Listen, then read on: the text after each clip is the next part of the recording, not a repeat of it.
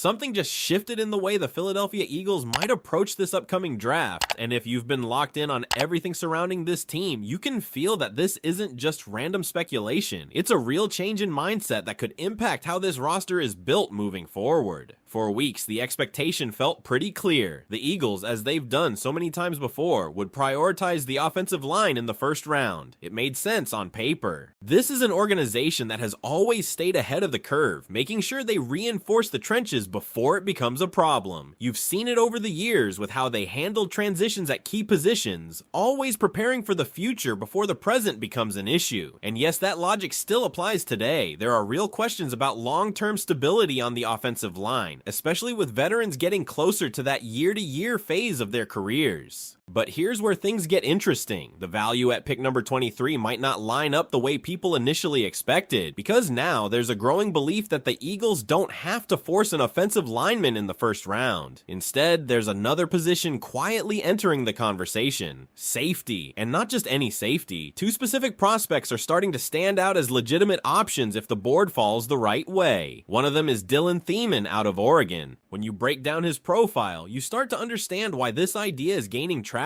He's an elite level athlete with serious range, someone who can play over the top but also step up and contribute in run support. His production backs it up too. He's been around the football consistently, showing ball skills with pass breakups and interceptions, while also improving as a tackler every single season. But what really jumps out is the upside. The athletic testing numbers, the speed, the explosiveness. It's all there. This is the kind of player who can develop into a difference maker on the back end of a defense. Sure, there are areas to clean up, like occasionally getting baited by quarterbacks, but the raw tools are exactly what teams look for when drafting at this spot. Then there's Emmanuel McNeil-Warren out of Toledo, and this is where things get even more intriguing. He brings a completely different style to the table. Bigger frame, more physical presence, a downhill player who isn't afraid to deliver big hits. And even though he wasn't tested often in coverage, the numbers show that when he was targeted, he held his own. What stands out with him is the combination of length and playmaking ability. He's forced fumbles, made acrobatic interceptions, and consistently found ways to impact games. He still needs to become a more consistent tackler, but the tools are there, and the upside is undeniable. So now you're looking at a real scenario where the Eagles could pivot, passing on offensive line in round 1, and instead grabbing a high upside safety who fills a growing need in the secondary. And here's the key part of this entire strategy. It doesn't mean ignoring the offensive line altogether, because if you play this out, there's a strong possibility that a player like Jennings Dunker out of Iowa could still be there in the second round, and that's where things start to come together. Dunker is exactly the type of lineman Eagles fans would love. Tough, physical, aggressive in the run game, with the kind of mentality that fits perfectly in this system. He's not a perfect prospect, and there's a reason he might be available in round 2, but if you can land a starting caliber guard there after addressing safety in round 1, suddenly the entire draft strategy starts to look balanced, and it doesn't stop there. Because there's another name quietly climbing the board that not enough people are talking about yet, a wide receiver who could become one of the biggest steals in this entire class. Ted Hurst out of Georgia State. This is the kind of player that if he came from a bigger program, we might be talking about him as a first-round talent. He's got size, speed, production, and the ability to make plays after the catch. Over the last 2 seasons, he's put up serious numbers, showing he can stretch the field and also win in contested situations. And with the uncertainty surrounding the wide receiver position, especially with ongoing conversations about the future of key players, adding someone like Hurst in round 3 could be a move that pays off in a big way. So now take a step back and look at the bigger picture. Safety in round 1, offensive line in round 2, wide receiver in round 3. That's not just filling needs, that's building for both the present and the future at the same time.